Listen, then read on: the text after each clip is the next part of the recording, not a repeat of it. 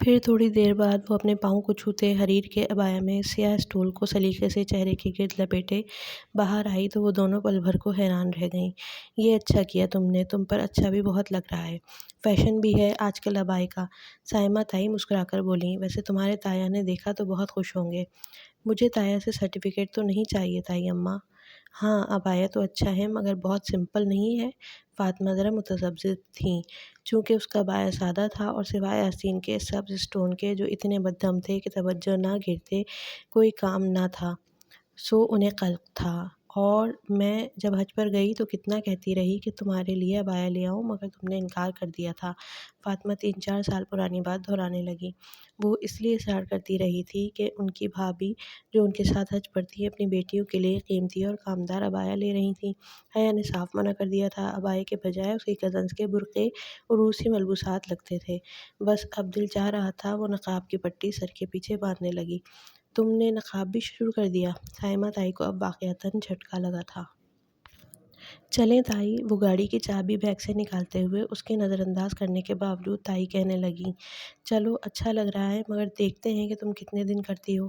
اس نے 2 دن بعد ہی چھوڑ دینا ہے، فاطمہ مسکرا کر بولی۔ چلیں دیکھتے ہیں لیڈیز، وہ شانہ اچکا کر کہتی باہر نکل آئی۔ استنبول بلا شک و شبہ ایک خوبصورت اور شاندار قسم کا شہر تھا، وہ مانتی تھی، مگر جو بھی ہو پاکستان پاکستان تھا، اپنے ملک کا کوئی مقابلہ نہیں ہوتا۔ بہت عرصے بعد وہ اسلام آباد کی سڑکیں، درخت اور مارکیٹ دیکھ رہی تھی۔ تائی کو پورا F10 پھرا کر وہ دونوں شام ڈھلے واپس آئیں تو ابا اور تایا رخان لان میں ہی بیٹھے تھے۔ حیا شاپرز اٹھائے چلتی ہوئی آئی تو تایا ذرا سیدھے ہوئے، شاید انہیں لگا کوئی مہمان ہے۔ میں ہوں تایا، اس نے سر کے پیچھے بندھی پٹی اتار کر چہرے سے نقاب علیحدہ کیا تو وہ دونوں واقعی حیرت زدہ رہ گئے۔ تم نے کب سے برقع لینا شروع کر دیا؟ ترکی میں شروع کیا تھا اور بس ایسے ہی لینا شروع کر دیا۔ وہ بہت عام سے انداز میں اپنے برقعے کی بات کر رہی تھی تاکہ کوئی مذاق نہ اڑا پائے، مگر سائمہ تائی کسی اور ہی موڈ میں تھیں۔ وہ وہیں کھڑے کھڑے حیا کے برقعے کی تعریفیں کرنے لگیں۔ اب ابا مسکرا رہے تھے، انہیں کوئی خاص فرق نہیں پڑتا تھا، البتہ تایا ابا بہت خوش ہوئے۔ ہم آج حیا سے کہہ رہے تھے کہ دیکھتے ہیں تم کتنے دن برقع کرتی ہو۔ نہیں انشاءاللہ میری بیٹی قائم رہے گی۔ تایا ابا کی بات پر وہ پھیکا سا مسکرائی اور اندر چلی آئی۔ برقعہ ہی تھا، اتنا کیوں ڈسکس کرنے لگے تھے سب؟ اسے اچھا نہیں لگا تھا، مگر شاید وہ بھی حق بجانب تھے، وہ پہلے اس کے برعکس لباس پہنتی تھی سو ان کی حیرانی بجا تھی۔ خیر جو بھی ہے، عبایا اتار کر لٹکانے تک وہ ان تمام سوچوں سے چھٹکارا پا چکی تھی۔ اب اسے وہ کام کرنا تھا جس کے لیے وہ سارا دن مارکیٹ میں مضطرب رہی تھی۔ کل اسے یاد ہی نہیں رہا تھا، تھکاوٹ ہی اتنی تھی اور آج موقع نہیں ملا، مگر اب مزید انتظار نہیں۔ اس نے لیپ ٹاپ آن کر کے بیڈ پر رکھا اور پرس سے وہ مخملی ڈبی نکالی۔ وہ جب بھی اسے کھولتی دل عجیب طرح سے دھڑکتا تھا، پتہ نہیں کیا ہوگا اس میں۔ اس نے فلیش ڈرائیو کا پلگ لیپ ٹاپ میں لگایا۔ روشن اسکرین پر ایک چوکٹا ابھرا، اس پہ ایک مختصر سا پیغام تھا جس کا لب لباب یہ تھا کہ اس فائل پر پاس ورڈ تھا اور پاس ورڈ درج کرنے کے لیے ایک ہی کوشش کی جا سکتی تھی۔ صحیح پاس ورڈ درج کیا تو فائل کھل جائے گی، غلط درج کیا تو فائل خود کو خود ہی ختم کر دے گی، یعنی وہ کبھی نہیں جان سکے گی کہ اس میں کیا تھا۔ پیغام چند لمحوں بعد ہی غائب ہو گیا۔ اب اسکرین پر ایک خالی چوکٹا چمک رہا تھا جس میں 8 خانے بنے تھے، کسی 8 حرفی لفظ کے لیے یا کسی 8 ہندسوں کے عدد کے لیے۔ ایک تلخ مسکراہٹ اس کے لبوں پر ابھری۔ اسے ایک نئی پہیلی دیکھ کر بالکل غصہ نہیں چڑھا۔ میجر احمد نے اسے چیلنج کیا تھا اور اسے اب یہ چیلنج جیت کر دکھانا تھا۔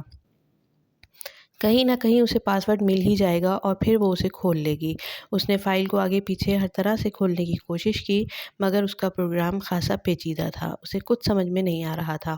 ویسے یہ عجیب بات تھی کہ اس دفعہ احمد نے پہیلی نہیں دی تھی، یہ پہلی دفعہ ہوا تھا، ورنہ وہ پہیلی ہمیشہ ساتھ ہی دیتا تھا۔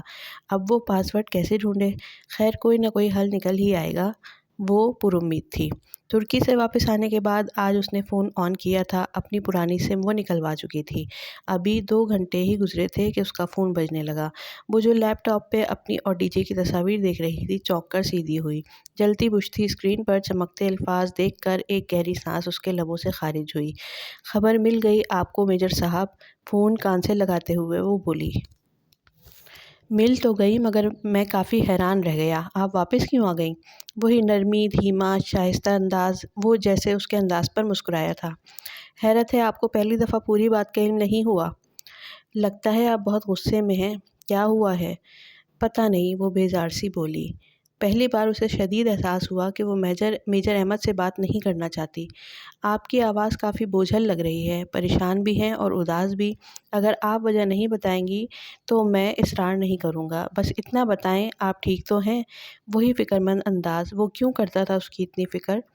جی میں ٹھیک ہوں اور کچھ نہیں ہوا۔ اگر اسے نہیں معلوم تھا تو وہ خود اپنے شوہر کی کسی کمزوری سے اسے آگاہ نہیں کرے گی۔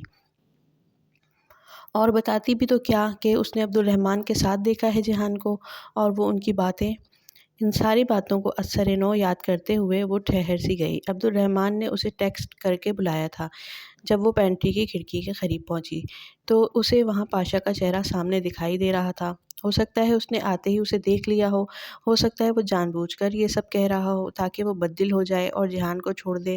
ہو سکتا ہے اس نے حیا کو سیٹ اپ کیا ہو۔ آخر اس نے جہان کی طرف کی کہانی تو سنی ہی نہیں تھی۔ ابھی پورا مہینہ حائل تھا اس کی اور جہان کی ملاقات میں۔ تب تک وہ حیا، وہ چونکی، پھر سر جھٹکا۔ یہ جو آپ کی فلیش ڈرائیو پہ پاسورڈ ہے اسے کھول کر کوئی اور پزل بھی نکلے گا کیا؟ نہیں، یہ آخری لاک ہے، پھر میری امانت آپ دیکھ لیں گی۔ اور اس کا پاسورڈ کیا ہے؟ وہ تو آپ جیسی ذہین خاتون کو چند منٹ میں ہی مل جائے گا۔ اچھا آپ طنز کر رہے ہیں؟ وہ بے اختیار ہنس دی۔ نہیں سچ کہہ رہا ہوں، بہت ہی آسان ہے، مجھے یقین ہے کہ آپ میرے پزل کا آخری ٹکڑا بھی جوڑ لیں گی۔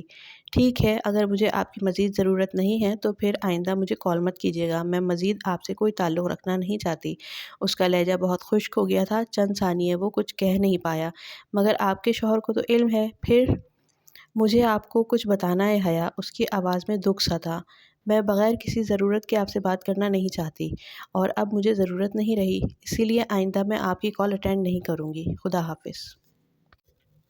کسی لمبی بحث سے بچنے کے لیے اس نے از خود کال بند کر دی۔ احمد نے فوراً دوبارہ کال کی، اس نے نہیں اٹھائی۔ اب اسے احمد کی مزید کال نہیں اٹھانی تھی۔ کل کو کوئی اونچ نیچ ہو گئی تو سب سے پہلے اس کا حجاب بدنام ہوگا۔ وہ جانتی تھی کہ اب اسے بہت محتاط رہنے کی ضرورت ہے۔ اس نے موبائل تکیے پہ ڈال دیا۔ احمد سے قطع تعلق کر کے اسے کوئی افسوس نہیں ہوا تھا، وہ اس کے لیے کبھی بھی کچھ بھی نہیں رہا تھا۔ وہ مطمئن تھی۔ اس شام وہ کچن میں کھڑی سلاد تیار کر رہی تھی، فاطمہ بھی ساتھ ہی کام میں مصروف تھی۔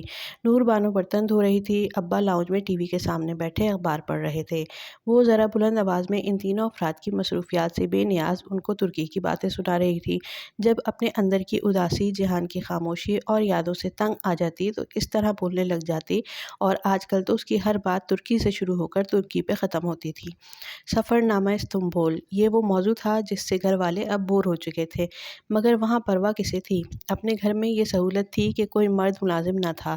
تایا فرقان کا کوک ظفر بہت ہی کم ادھر آیا کرتا تھا۔ ان کا خاندان ویسے بھی روایتی تھا۔ تایا کی تربیت تھی کہ روحیل نہیں ہے تو ان کے بیٹوں کو ادھر نہیں آنا، اور خود بہت کم سوائے کسی کام کے ادھر نہیں آتے تھے، سو وہ اپنے گھر میں آزادی سے گھوم پھر سکتی تھی۔ پتہ ہے نور بانو، وہاں ٹاپ قپی پیلس کے پیچھے والے ریسٹورنٹ میں کیا ملتا تھا؟